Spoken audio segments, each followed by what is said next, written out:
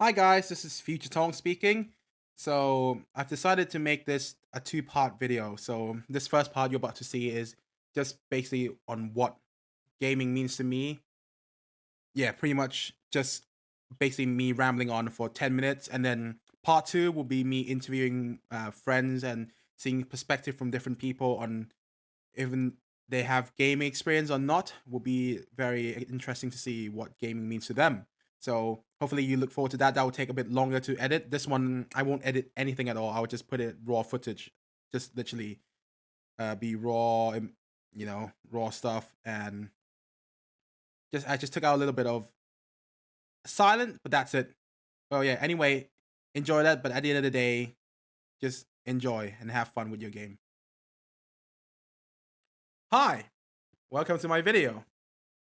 And on what gaming means to me. But before we go into the video, I just want to thank you all for those who clicked on it and decided to watch me rambling on about what gaming is. If not, then yeah, I don't care.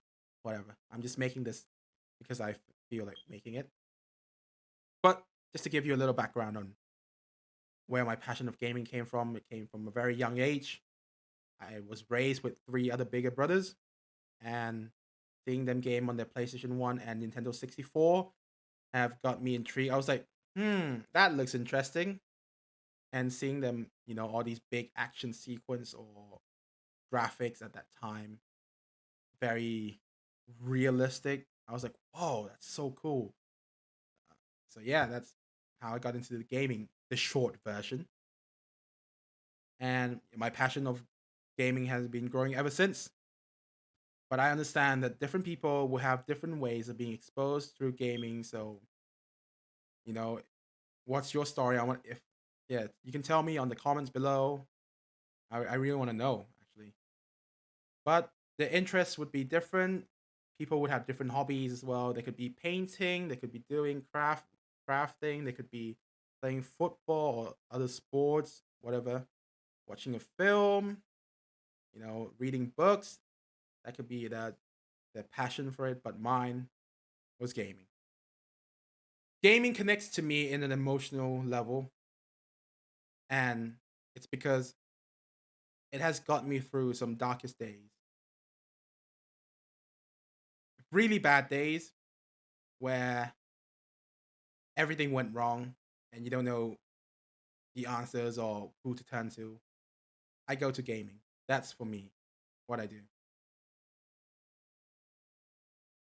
Yeah, recently I've received some bad news and didn't know what to do, changed my life. But also, gaming had helped me to just be a bit more cheerful. You get to explore these very interesting storytelling, or you get to be a character or avatars you idolize so much as a kid, and you get to be them for a time period and see the progress of their stories being told through interactive methods. Like for example, like Spider-Man on the PlayStation 4. If you haven't played it, I recommend it. Good game. Has one of the best story and how he overcome and his sacrifice, his choices he has to make in the game was very emotional. I love that story so much. And being able to be Spider-Man for that time period I was playing the game made me very happy. Made me feel more emotionally lift up, more happy. And yeah, it will always make you feel confident and proud and accomplished for me again. I don't know about anyone else, but that's what it feels for me. But game has definitely defined me to who I am today. And the elements or lessons from some games that are put into use has helped me with life decision making in terms of what I am today. Some part of it are through gaming. I've learned to decide more quickly through games. since there are some games where decision making does matter and consequences are met. So just being able to make that decision quickly or living with the consequence, I learned to do or live with, definitely came from game. Being able to commit to something and not backing out is also something that I learned from Dota 2. Since in that game you have to make decision quickly and snappy, and if you're already committed to it, you're already doing it. There's no backing out. Yeah, mistakes are made, but you learn from it. But during the pandemic, there are also, tough times. Of course, I was alone here in the UK. Well, still am in the UK. Alone, not being able to see families and friends is tough. However, game has connected me with them to a more deeper level. You can still call your friends, text them, whatever, FaceTime, but it's not the same as having playing games with them, you know, in this interactive environment. Like for example, like the old days where we have a LAN party at home, and in my version, most of you know, it's the LAN and chicken, where I invite all my friends over to my place. They bring their own laptops, connect to each the same LAN router, play Warcraft 3 or Company of Heroes or whatever, Doom, Quake. That was the shit. But of course, the pandemic happened. This couldn't happen. I'm stuck here in the UK as well. It didn't go as planned. But gaming has allowed us to connect and play together. Making it feel like we're still in the same room. And I'm really grateful for that. Games like Fall Guys, Monster Hunter, Marvel's Avengers. Sorry, Marvel's Avengers. Dota 2, of course. Valheim recently, and Don't Starve Together. You could say that, and other shooting games like Apex, even Counter Strike, Battlefront 2, Star Wars is also a game that being able to play together, connect together. And yeah, I'm really grateful that Jackbox Party, Among Us is one of the things that's been amazing to do, to play with my friends. But because of everyone life and growing priorities in terms of work, we weren't able to do much later on. But I want to keep this going as long as I can, or you know, being as long as I'm able to do it, as long as I'm alive. I want to be able to do this thing and make it a tradition, since you only get one life, and yeah, you might as well have fun with it.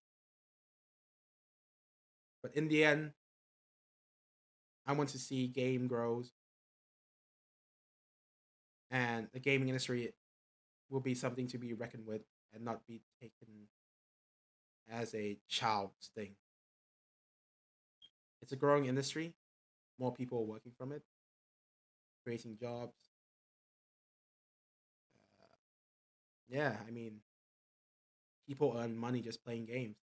Entertainment is now shifting towards gaming, where people just stream their games, and a lot of people tune in to just watch that particular person play games. I find it really fascinating, and if that's the way the media is going, shifting towards, I'm all for it. But there's also the bad side of gaming, where I want to talk a little bit about and understand in terms of, oh, if you can't apply anything from the game to real life, then you're just wasting time. I recently had this conversation, and I was like, not really. I might have to disagree with that. Like, going back towards what I said and how I implied what makes me to who I am today comes from gaming as well. Like, part of the games are what made me today. And if you're inspired by games, you're able to, choose your career from it, in terms of when you were younger and you were interested in Warcraft and how they made the game, you become a game developer. Or if you're into storytelling, you want to be a writer for games, then yeah, you do you. And if you love games so much and you're great at it, then you can become, of course, a esports player. Play for that big tournament prize and just prove to everyone else that you're better than the rest of the world. So yeah, and then there's another one where, oh, gaming causes violence. Now, there's no correlation between that done in the research, and people are just shifting games, shifting blames on games. So because it's easier. But yes, there are also people who said gaming is a problem and an addiction.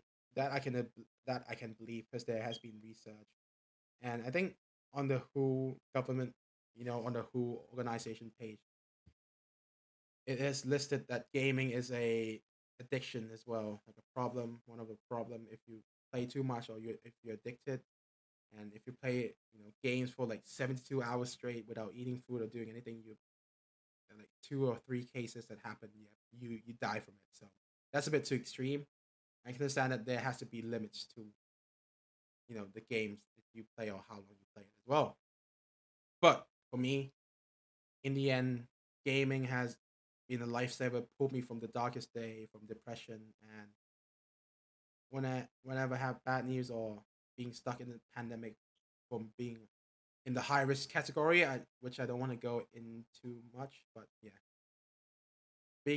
being isolated for a long time and having games to interact with people with in my social group, I'm very thankful.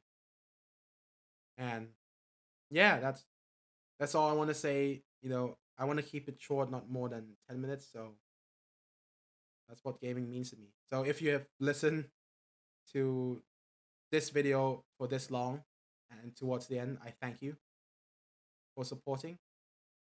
But in the end, my passion for gaming is not what it used to be. Yeah, that's all I want to say. But hopefully, I can find the passion for games again, and hopefully, the fire inside me lights up. And yeah, never stop gaming. Then I'll see you in the next video.